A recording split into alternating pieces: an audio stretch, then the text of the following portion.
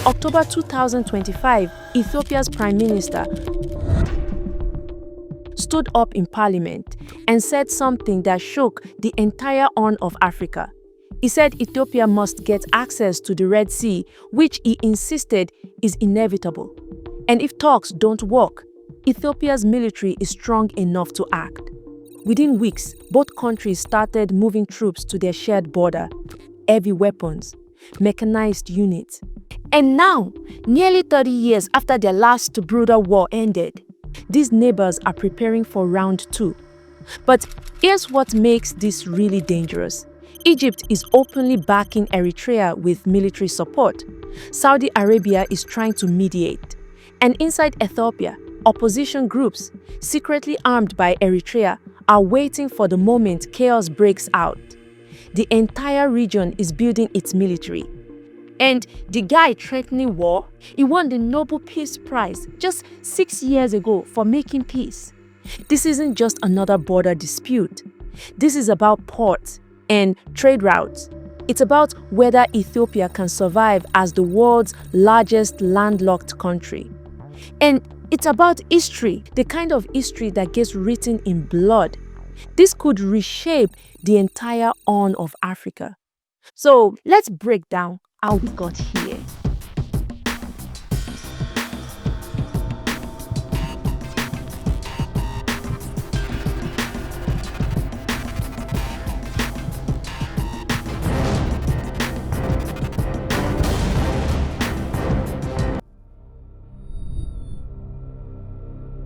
To understand why Ethiopia is threatening war, you need to understand what happened in 1993. That's the year Eritrea gained its independence. But the story didn't start there. For 30 years, Eritreans fought to break free. It was brutal. Hundreds of thousands died. Villages were destroyed. Families were torn apart. But they didn't stop fighting. And in 1991, they finally won. 2 years later, in 1993, Eritrea was officially recognized as an independent nation. Eritrea had paid in blood for its freedom. But when Eritrea left, Ethiopia lost something critical: its coastline. See, when Eritrea was part of Ethiopia, the country had access to the Red Sea. They had ports. The main one was called Assab, and it handled 70% of Ethiopia's entire trade. It was Ethiopia's gateway to the world. But when Eritrea left, all of that disappeared. Ethiopia became completely landlocked, surrounded on all sides by other countries. And if you want to get anything in or out of Ethiopia, you have to go through someone else's territory. Now, being landlocked might not sound like a big deal, but the economic impact is absolutely massive. Today, 95% of Ethiopia's trade goes through one place, the port of Djibouti. That's it. One port, one country. And Ethiopia has to pay between $2 to $3 billion every year just in port fees. Sometimes government officials say it's even higher. But it gets worse. According to the World Bank, Ethiopia's logistics and transportation costs eat up about 20% of the country's entire GDP. That's money that could be building schools, hospitals, or creating jobs. Instead, it's going to shipping and port fees. For a country of 126 million people, projected to hit 150 million in the next 15 years, this is strangling the economy. And here's the part that makes this even more frustrating for Ethiopians. Look at a map. The Red Sea port of Assab, the port they used to control, is just 60 kilometers away. That's about 37 miles. You could drive there in less than an hour. But that 60 kilometers might as well be 6,000 kilometers because it belongs to Eritrea now. And Eritrea is not interested in sharing.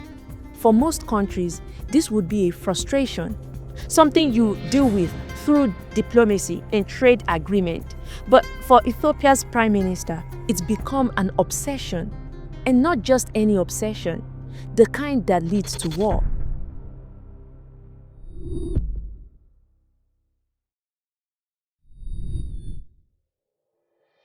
Let's talk about Abiy Ahmed.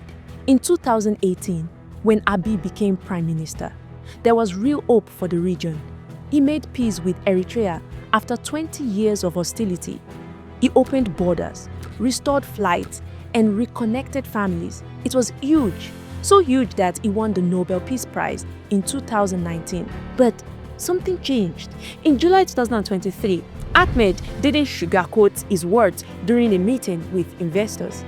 He said that while Ethiopia wants to get access to a port through peaceful means, if that fails, the country would not hesitate to use force. Then in October 2023, he stood up in parliament and made it even clearer. He said the Red Sea and the Nile River are intimately linked to Ethiopia, that they are the pillars that could either move the country forward or destroy it. But then came the statement that revealed what he really meant. In late 2024 and early 2025, Ahmed became even more direct. He said that the Red Sea was in Ethiopia's hands 30 years ago and that historical mistakes would be corrected. As he put it, the Red Sea was in our hands 30 years ago. That history was yesterday's mistake. Tomorrow, it will be corrected. It's basically saying losing the coast was a mistake. How do you correct giving up the coastline? There's really only one way.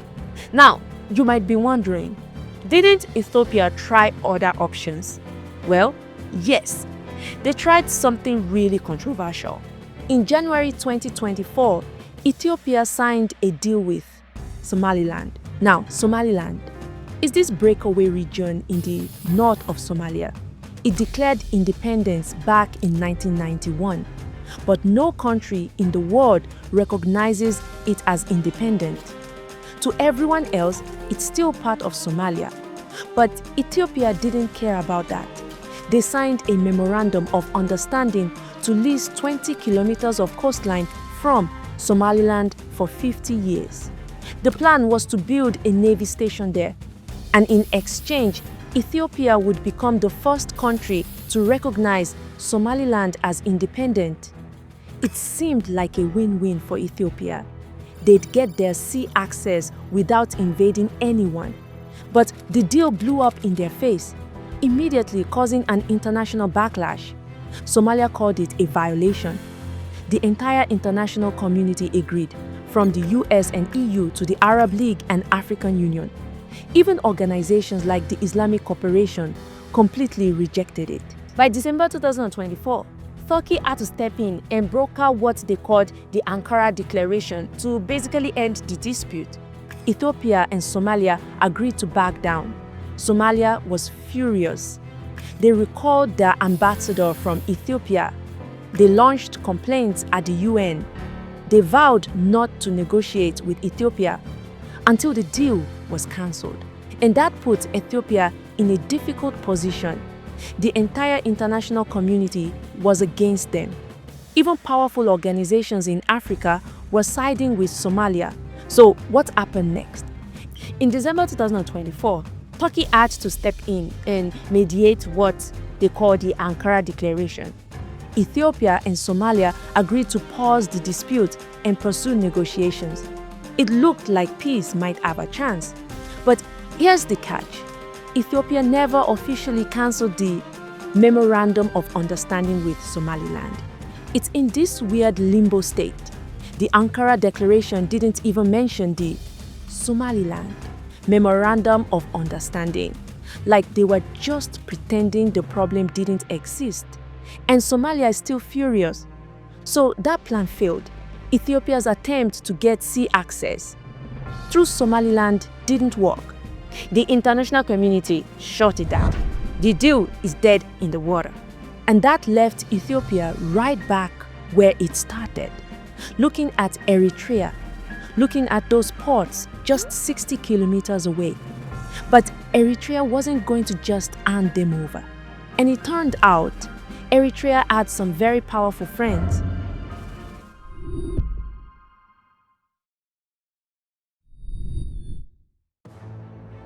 Before we talk about this alliance forming against Ethiopia, We need to talk about something that most people don't connect to this crisis: the Tigray War. From 2020 to 2022, Ethiopia fought a brutal civil war in its northern Tigray region. It was between the Ethiopian federal government and a rebel group called the TPLF, the Tigray People's Liberation Front. An estimated 600,000 people died. It was one of the deadliest conflicts in recent history. And here's what matters for our story. Eritrea fought in that war too, on Ethiopia's side. Together, Ethiopia and Eritrea crushed the TPLF.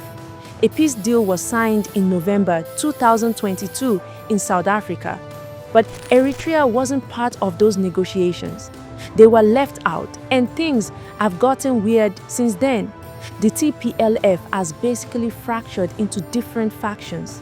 Some are aligning with the Ethiopian government, but others, the ones that got sidelined in the peace deal, are reportedly being supported by Eritrea now. This is because if Ethiopia is tied down dealing with domestic troubles in Tigray, it's less likely to invade Eritrea for ports. It's a chess move. Keep your enemy distracted with problems at home. But Eritrea wasn't working alone.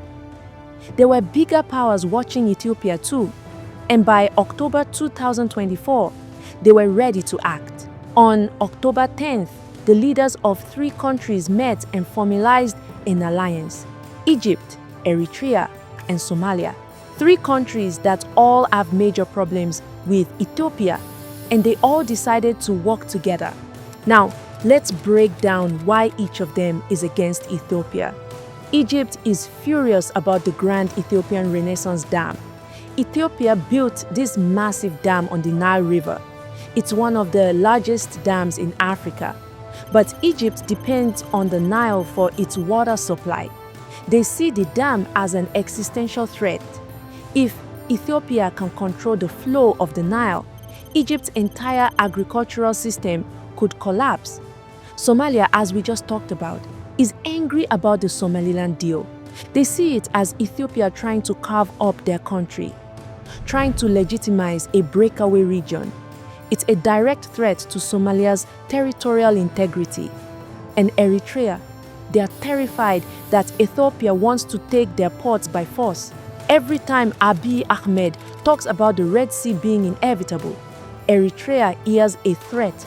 So these 3 countries with 3 different grievances came together with one common goal: contain Ethiopia. And they're taking action. In August 2024, Egypt started sending weapons to Somalia. By September, Egypt had delivered a second major shipment of weapons: anti-aircraft guns, artillery, radars, and drones. The official agreement was to strengthen the Somali military, help them build up their armed forces. Officially, it's to fight terrorism. But everyone knows it's really about creating a military rival to Ethiopia. Look at the map, and you'll see the problem for Ethiopia. They are surrounded: Egypt to the north across Sudan, Eritrea on the northern border, Somalia to the east, and all 3 are now coordinating against them. Ethiopia isn't just facing Eritrea anymore. They are facing a coalition, and both sides are preparing for the worst.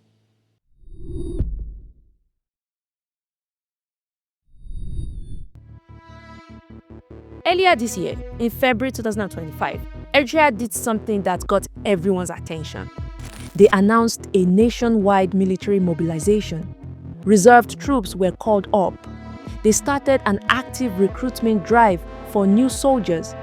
They even banned citizens under 50 from traveling abroad. These are not the actions of a country that feels safe. The message here is that Eritrea was preparing for war. A month later, in March 2025, Ethiopia responded. They deployed troops to the Eritrean border.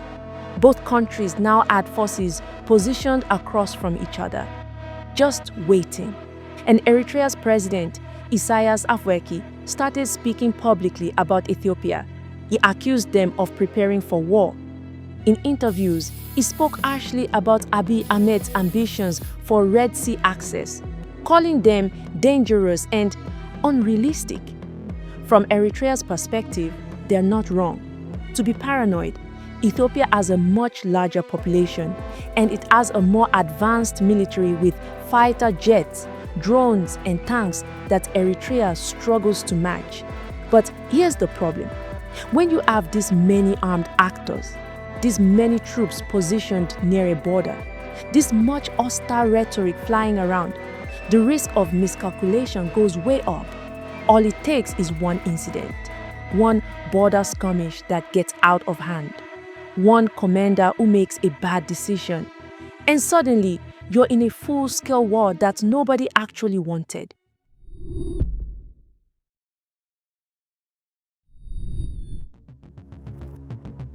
So, the question everyone is asking is, will there actually be a war?